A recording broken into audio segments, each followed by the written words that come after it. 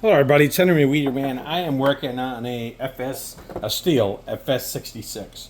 So I had to measure these seals and look them up, and I found some aftermarket ones to work on it. So what I want to do is I'm going to put a little bit of Durco on these seals,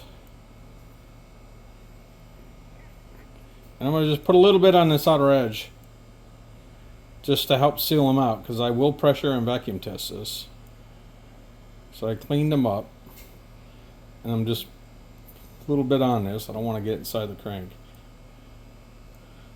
I'm just using a Q-tip to do it. Switch hands here. Hope everybody's alright with the weather of this hurricane coming down south. I'm in southeast Georgia, so. Alright, so I've done that. I'm going to flip this over. I'm going to use some Ultra Slick on it, and that's to get it around the shaft. And I don't care if it gets down in that bearing. In fact, I'll put a little bit down in there. I'll put this down a little bit. I'm going to hurt it down in that bearing. Put this back over. Try to grab it on the edge. I'm just wetting it. Now you're going to put it in here gently. And there is a seal, there is a rough edge you got to go over, so you'll feel it. I got it. And then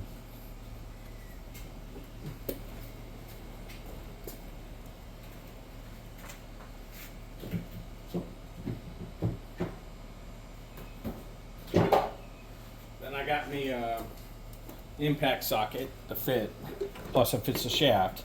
And then I'm just gonna work that down, and that looks nice. Get my little extra Durco out of there. And there you go. And that should seal. That's over the lip. Put it down a little bit more just to make sure. There you go. I don't want to set it too far under that crank. I don't want to touch it. There we go. Now I'm going to flip it over. Now this other one you got to be careful of. I don't have a sleeve for that, but it's got a good taper on it. So again, I'm going to take some Durco.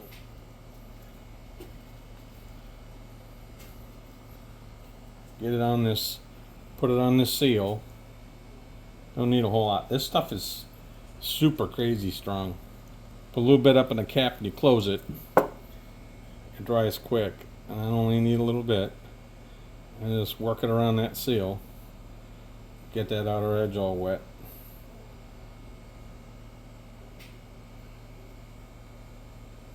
Got a little spring in it. Try to keep up there where you can see me working on it. Sorry, I got it on a stand now. Okay, so I got that. I got my Ultra Slick. Won't hurt to get it down on that bearing. Work it around there. Get it. You want to seal the slide on easily. So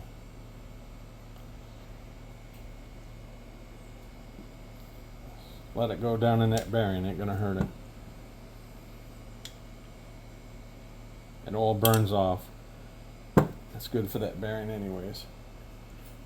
Grab the right side of the Q-tip. I got Ultra Slick on. Okay, so I got everything lubricated. I got everything I got everything on there with the Durco. My hands cleaned up. It's hard when you're working on the small stuff. Again, I'm gonna carefully, there we go. It went right over that lip, no problem. Get it started. Get your tool on it. Make sure your tool fits. And there it goes. And then I'll let that dry.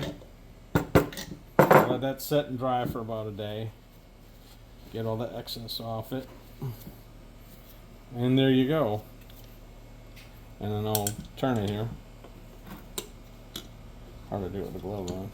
And it's not rubbing. I got it seated down there nice. And I'm putting this FS 66 back together. This is an old vintage one. I couldn't find the seals online. I found some pieces for it online.